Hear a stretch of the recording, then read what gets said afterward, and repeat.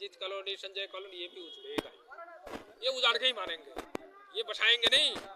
वो नैनीताल से लाके यहाँ जरूर बसाएंगे, मगर हमारे लोगों को नहीं बसाया जाएगा। से आए थे, ये भी इनके भी पूर्वज थे, हमारे ही हिंदू थे।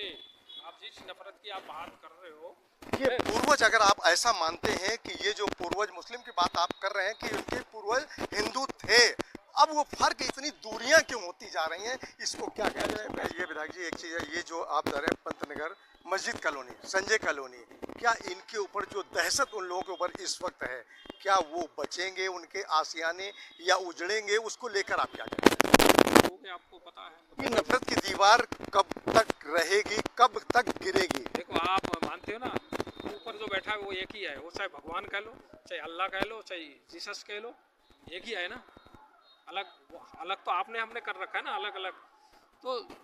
तो उसकी लाठी जब चलेगी तो उसमें आवाज भी नहीं होगा। संजय कॉलोनी और मैं मस्जिद कॉलोनी की बात करूं, एक मिनट बता दी, आप बहुत जल्दी, मैं समझ रहा हूं। संजय कॉलोनी और मस्जिद कॉलोनी की मैं बात करूं, कल मैं वहां पहुंचा था, छोटे छोटे बच्चे बहुत रो रहे थे, उनके भविष्य का क्या होगा, उस भविष्य को लेकर, उस भविष्य। विधायक जी, यहीं पर एक काटूंगा, आपकी बात को काट के कहूंगा कि अभी आपने कहा अरविंद पांडे जी का नाम लिया, वो भी विधायक, वहां के 5 बार विधायक रह चुके हैं, उनके यहाँ का भी नोटिस था और वहां पर बुलडोजर नहीं पहुंचा और विधायक वहीं के तो रहे, ठंडा नाला के, अब तक उनका कोई बयान नहीं आया। अरविंद, ये वो वाला शासन चल रहा है, क्योंकि प्रदेश के मुख्यमंत्री चाहते हैं, यहाँ के बीजेपी के बड़े बड़े नेता चाहते हैं, वहाँ हर जगह हिंदू मुस्लिम करके कुल मिला के यही चल रहा है। देखिए, सुनिए नहीं तो भाई साहब, जब आप इंटरव्यू ले रहे तो हमारी सुननी पड़ेगी, क्योंकि देखो जो सही बातें कहेंगे गलत बातें नहीं कहेंगे। नमस्कार, आप देख रहे हैं स्वागत समाचार 24। इस वक्त में मौजूद हूँ रुद्रपुर की कोतवाली में, जहाँ के हमारे साथ में यहाँ पर पहुँचे हैं पूर्व विधायक, जो कि 2 बार विधायक रहे, प्रेमानंद महाजन जी। उनसे एक बार आगे बात कर लेते। नोटिस, जबकि वहाँ के ठंडाकल नाला के लोगों ने बकायदा हाई कोर्ट से स्टे है उनके पास, मगर कहते हैं ये मस्जिद के लिए नहीं है। अब स्पेशल, अब सैया भैया कोतवाल डर काहे का, ये वो वाला शासन चल रहा है, क्योंकि प्रदेश के मुख्यमंत्री चाहते हैं, यहाँ के बीजेपी के बड़े बड़े नेता चाहते हैं, वहाँ हर जगह हिंदू मुस्लिम करके कुल मिला के यही चल रहा है। देखिए, सुनिए नहीं तो भाई साहब, जब आप इंटरव्यू ले रहे तो हमारी सुननी पड़ेगी, क्योंकि देखो जो सही बातें कहेंगे गलत बातें नहीं कहेंगे। गदरपुर विधायक के घर पे नोटिस जाता है कि अवैध है, ये तुड़ाई होगी, आज तक क्यों नहीं हुआ? वहाँ तो जा नहीं पाई, ठंडा नाला में पहुँच गए, क्योंकि वो कमजोर लोग हैं, मुस्लिम हैं। जबकि मैं आपको जो कह रहा था, हरिपुरा जलाशय और गुलरबोज जलाशय की यदि लेन देखे तो कम से कम 7 से 8 किलोमीटर है, और उसमें से जो ठंडा नाला के जो बैठे के लोग जो बसे हुए हैं, मुझे आधा एकड़ पौने एकड़ जगह पे बैठे हुए होंगे। और विधायक जी, यहीं पर एक काटूंगा, आपकी बात को काट के कहूंगा कि अभी आपने कहा अरविंद पांडे जी का नाम लिया, वो भी विधायक, वहाँ के 5 बार विधायक रह चुके हैं, उनके यहाँ का भी नोटिस था और वहाँ पर बुलडोजर नहीं पहुंचा और विधायक वहीं के तो रहे, ठंडा नाला के, अब तक उनका कोई बयान नहीं आया अरविंद पांडे जी का। इसको लेकर आप क्या कहेंगे कि मस्जिद? भाई साहब, बयान की बात मैं नहीं कर रहा हूँ, मैं तो ये कह रहा हूँ कि जब कार्रवाई अरविंद पांडे के यहाँ होनी थी वो अभी तक नहीं हुआ, और जहाँ स्टे है तो वहाँ हो गया, वो भी सुबह तड़के जाके, जबकि कहीं दूसरी जगह जाना होता, सुबह तैयारी करते करते सरकार 10 बजे तो कर्मचारी ऑफिस आते हैं, उसके बाद चलते 10 के 2-3 बजे शाम 5 बजे तक पहुँचते हैं। यही तो देखा गया ना अतिक्रमण का हटाने का। तो कितने जल्दी चले गए, कितनी जल्दी है, कितनी प्रेशर है, आप जल्दी देख रहे हो, प्रेशर कितना है अकाओ का, जिन लोग इसको चुनावी हथियार बनाना चाह रहे हैं। तो अब जो पहले भला होता तब, जब अरविंद पांडे जी, भाई हमने तो नहीं कहा कि अरविंद पांडे ने अवैध कब्जा, सरकार ने कहा, सरकार के लोगों ने कहा, बीजेपी के लोगों ने कहा, भाई नोटिस दी तो उसको तोड़ते हुए जाते, तब भी हम लोग। तो मैं इसलिए कहने के लिए बहुत है, आप भी जानते हैं, नहीं गए, इसको लेकर आप क्या कहेंगे? भाई मेरा तो मुझे ये कहना है कि देखो जो हालात है, मैं तो ये कहना चाहता हूँ कि जो हालात हैं, जैसे आपके मस्जिद कॉलोनी है, संजय कॉलोनी है, जो पंतनगर में है, आपके किच्छा विधानसभा में है ना, वहाँ का भी यही हालत है। आप ठंडा नाला को खाली क्यों देख रहे हो? इसको ये दोनों, ये भी तो है, एक के बगल में दूसरा, दोनों भाई हैं, दोनों कॉलोनी के हिसाब से देखे तो भाई हैं। उसको भी उजाड़ा जा रहा है, जबरदस्ती उजाड़ा जा रहा है, बिना मतलब के उजाड़ा जा रहा है।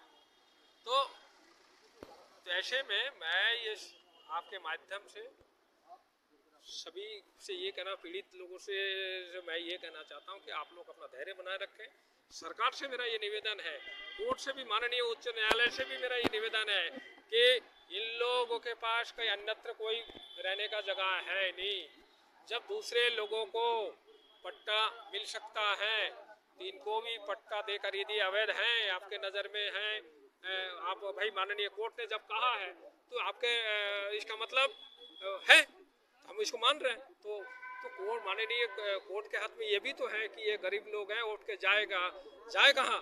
तो इसके लिए कहीं सरकार को ये निर्देश दे कि कहीं सरकारी ज़मीन देखकर इनको व्यवस्थित रूप से बसाए, इनको थोड़ा सा मुआवजा दे दे कि जिससे उन लोग अपना घर बाड़ी बना लें।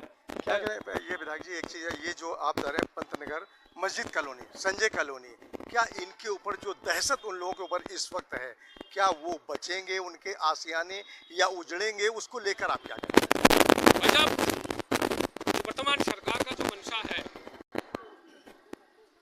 तो उसमें यही, इनके लक्षण को देखकर मुझे जो, यदि हम ठंडा नाला को देखते हैं तो हमें तो ये लगता है कि मस्जिद कॉलोनी, संजय कॉलोनी, ये भी उजड़ेगा, ये उजाड़ के ही मारेंगे, ये बसाएंगे नहीं।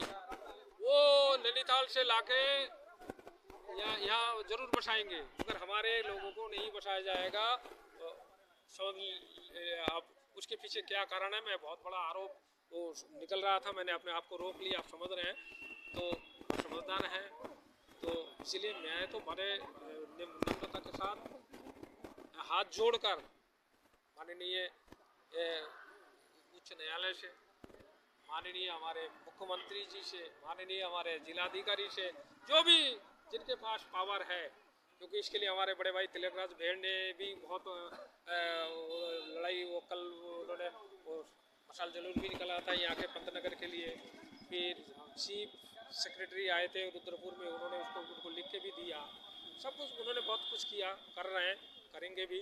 तो मेरा ये निवेदन है इन लोगों से कि आप सबको, आप तोड़ो भाई, तोड़ने से पहले इनको थोड़ा भाई अपने बच्चों के लेकर कहीं टिकने का तो सहारा तो दो। ये हिंदुस्तान के लोग हैं, ये सब हम लोग, ये कोई खान पठान नहीं है जो वहाँ से आए थे, ये भी, इनके भी पूर्वज थे, हमारे ही हिंदू थे। आप जिस नफरत की आप बात कर रहे हो, ये पूर्वज, अगर आप ऐसा मानते हैं कि ये जो पूर्वज मुस्लिम की बात आप कर रहे हैं कि उनके पूर्वज हिंदू थे, अब वो फर्क, इतनी दूरियां क्यों होती जा रही हैं, इसको क्या कहें, इसको कैसे देखते हैं? आप क्या कहें, हम लोग जो कांग्रेस के नेतृत्व करते हैं ना, कांग्रेस की लीडरशिप करते हैं, सामाजिक हम भाईचारे की बात करते हैं, कुछ लोग तो हम लोगों को भी पता नहीं क्या क्या कहते हैं। तो ये नफरत, ये 5-10 सालों में बड़ा है, जब से सेंट्रल में 10 साल पहले से शुरू हो गया, आपको पता है। ये नफरत की दीवार कब तक रहेगी, कब तक गिरेगी? देखो, आप मानते हो ना, ऊपर जो बैठा है वो एक ही है, वो चाहे भगवान कह लो, चाहे अल्लाह कह लो, चाहे जीसस कह लो, एक ही है ना।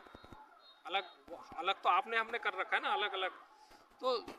तो उसकी लाठी जब चलेगी तो उसमें आवाज भी नहीं होगा। संजय कॉलोनी और मैं मस्जिद कॉलोनी की बात करूं, एक मिनट भ्रांति, आप बहुत जल्दी, मैं समझ रहा हूं। संजय कॉलोनी और मस्जिद कॉलोनी की मैं बात करूं, कल मैं वहाँ पहुंचा था, छोटे छोटे बच्चे बहुत रो रहे थे, उनके भविष्य क्या होगा, उस भविष्य को लेकर, उस भविष्य को आप कैसे देखते हैं? भाई साहब, भविष्य में तो अभी वो चौराहे पे है, भविष्य अब चौराहे पे है, अब इन लोगों के हाथ में है। तिलकराज बहल लड़ सकते हैं, प्रेमानंद महाजन लड़ सकता है, मगर रिजल्ट तो सत्तापक्ष के हाथ में है ना, वो कैसे दे देगा, वही तो देश है। मैं आपको क्या बताऊं, वो संजय कॉलोनी, मस्जिद कॉलोनी के साथ प्रेमानंद महाजन भी जुड़ा हुआ है, वहाँ का 10 साल का एमएलए, जानते हैं आप, उसको उजाड़ने आपके ये पत्थर चट्टा में, प्रेमानंद महाजन 2 बार वहाँ, 2 बार के, सुनिए भाई जी, वो पत्थर चट्टा के सामने एक कॉलोनी है, 3 कॉलोनियों को हमने उस समय जब नया एयरपोर्ट आया था, हमने भी संघर्ष किया था, वहाँ के कलेक्टर साहब बहुत अच्छे थे। आज याद आता है, गोपाल कृष्ण द्विवेदी याद आता है, उस व्यक्ति ने मैनेज किया, उन्होंने उजाड़ा नहीं। तो ऐसे अभी कलेक्टर, अब ये कलेक्टर तो उस जमाने के कलेक्टर नहीं है ना, मैं तो ये भी कहूँगा, नहीं तो कलेक्टर चाहता तो क्या नहीं हो सकता है, व्यवस्था कर उसके आसपास उनके पूरा जिला है, जिले में कहीं पे भी आधा एकड़, वहाँ के 1 एकड़ जमीन चाहिए भाई साहब। भाई मल्टी स्टोरी बिल्डिंग बना दो, मल्टी स्टोरी बिल्डिंग बना के एक फ्लैट दे दो, तो वो आधा एकड़ भी नहीं चाहिए। ऐसे कर सकते हैं, करने की इच्छा हो तो। अब इच्छा तो ऊपर वाला ही दे सकता है, ऊपर वाला उनको सद्बुद्धि दे। और मेरी प्रार्थना तो आपके माध्यम से मैंने कर ही दिया है शासन प्रशासन से, माननीय उच्च न्यायालय से, कि थोड़ा इनके तरफ भी मानवीय दृष्टिकोण से संविधान रखते हुए कार्रवाई